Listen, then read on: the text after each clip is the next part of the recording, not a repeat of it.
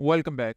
अभी हमने क्या किया, हमने अपनी स्टेट की उसको गेम बोर्ड से निकाल के उसको ऐप में लिए, ताकि हम उसको गेम बोर्ड में भी यूज़ कर सकें और लॉग में भी यूज़ कर सकें।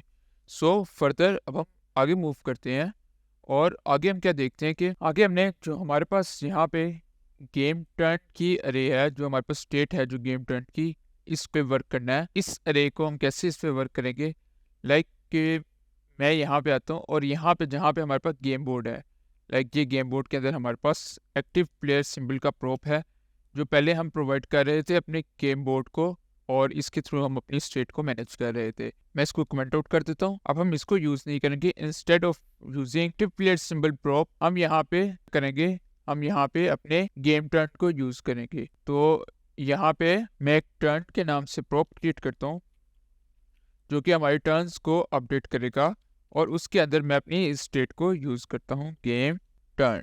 अब इस गेम टर्न को मैं अपने गेम बोर्ड को प्रोवाइड कर रहा हूँ, और मैं यहाँ पे अपने गेम बोर्ड में आता हूँ और यहाँ पे इस प्रोप को प्रोवाइड करता हूँ। जो यहाँ पे कोई चीज़, अब इस वाले गेम बोर्ड डॉट जेएस के अंदर हम स्टेट को यूज़ नहीं कर रहे, तो यहाँ से मैं स्टेट को रिमूव कर देता हूँ। और अब हम क्या कर रहे हैं, अब हम अपने गेम बोर्ड के अंदर स्टेट को यूज़ नहीं कर रहे, बट हम जो हमने स्टेट एक क्रिएट की हुई है app.js के अंदर, उससे हम डाटा को, कंप्यूटेड डाटा को इसके अंदर लाके यूज़ कर रहे हैं। तो यहाँ पे हमारे पास आप देखिए, यहाँ पे ये गेम बोर्ड यूज़ हो रहा है, बट ये डिफाइन नहीं है। तो इस गेम बोर्ड को ही हम यहाँ पे यूज़ करेंगे। जस्ट लाइक मैं यहाँ पे वेरिएबल क्रिएट कर लेता हूँ, मैं कहता हूँ लेट गेम बोर्ड। और एट फर्स्ट जब हम बात करेंगे तो एट फर्स्ट, अच्छा हमारे पास एक और चीज़ का आपने ख्याल रखना, जेएस के अंदर आप लोगों को पता होगा केस सेंसिटिव होती है। तो ये वाला फंक्शन का गेम बोर्ड और ये game board are two different variables, are two different absolutely different things.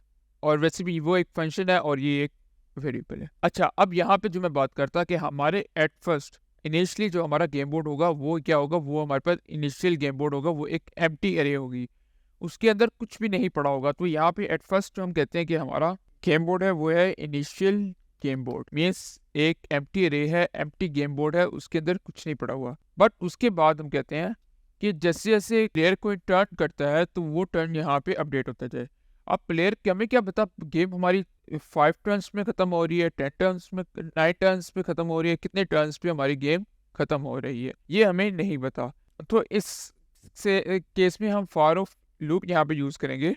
मैं कहता हूँ यहाँ पे फॉर, तो कॉस्ट जो हमारे पास टर्न होगा ऑफ टर्न्स, राइट। अब इसके अंदर हम यूज़ करेंगे ऑब्जेक्ट डिस्ट्रक्टिंग को, और उसमें हम क्या करेंगे, हम यहाँ पे हमारे पास जो ऑब्जेक्ट था app.js के अंदर, आप लोगों को याद हो हम app.js के अंदर जब हम अपने स्टेट को अपडेट कर रहे थे, तो यहाँ पे अगर आप इधर देखें तो यहाँ पे हमने कहा था कि हमारे पास दो ऑब्जेक्ट्स हैं। एक ऑब्जेक्ट है हमारे पास अपडेटेड टर्न के अंदर स्क्वेयर का, और सेकंड वन हमारे पास है प्लेयर का। तो हमारे पास ऑब्जेक्ट के दो ऑब्जेक्ट्स हैं हमारे पास, और हम इसको यूज़ करेंगे।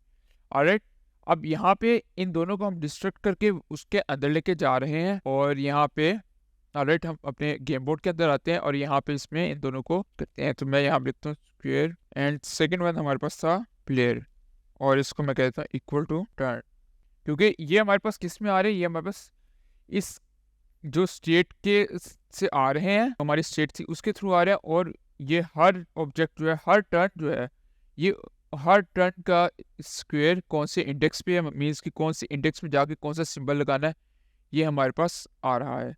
अब सेकंड वन हम क्या कहते हैं, सेकंड वन हम यहाँ पे कहते हैं कि हमारा जो स्क्वायर है वो एक मल्टी डायमेंशनल वैल्यू है, मीन्स उसके अंदर फर्दर हमारे पास दो ऑब्जेक्ट्स हैं। जस्ट लाइक कि यहाँ पे हमारे पास स्टेट के अंदर रो एंड कॉलम, स्क्वायर के अंदर row and column, further two objects है। तो मैं यहाँ पे आता हूँ गेम बोर्ड में और यहाँ पे इसको भी डिस्ट्रक्ट कर लेता हूँ, cost row col is equal to square. Alright, और अब मैं क्या कहता हूँ, अब मैं इसको कहता हूँ कि हमारे पास जो हमारा गेम बोर्ड है, जो हमारे पास game board at initial value पे, इनिशियली हमारा गेम बोर्ड ये है, ये अरे है आपके सामने हमारा गेम बोर्ड। बट अब हमारे पास उस जब यूजर ने क्लिक किया इस बटन पे, और इस बटन पे हमारे पास ऑन सेलेक्ट स्क्वायर का फंक्शन चला, जो कि यहाँ से ओके हमारे पास एज अ प्रोप आ रहा है, जा रहा है हमारे पास गेम बोर्ड में, और वहाँ से वो जाके उसकी स्टेट अपडेट होगी।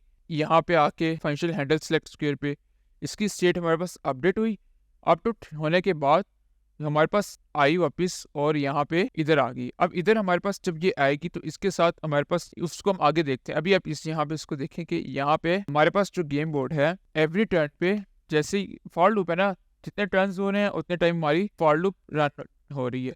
अब हर टर्न पे हमारी जो फॉर लूप है उसका रो और उसके कॉल पे कि उसके जो मल्टी डायमेंशनल अरे के अंदर ये वाला सिंबल आ जाए जो कि हमारे पास प्लेयर है।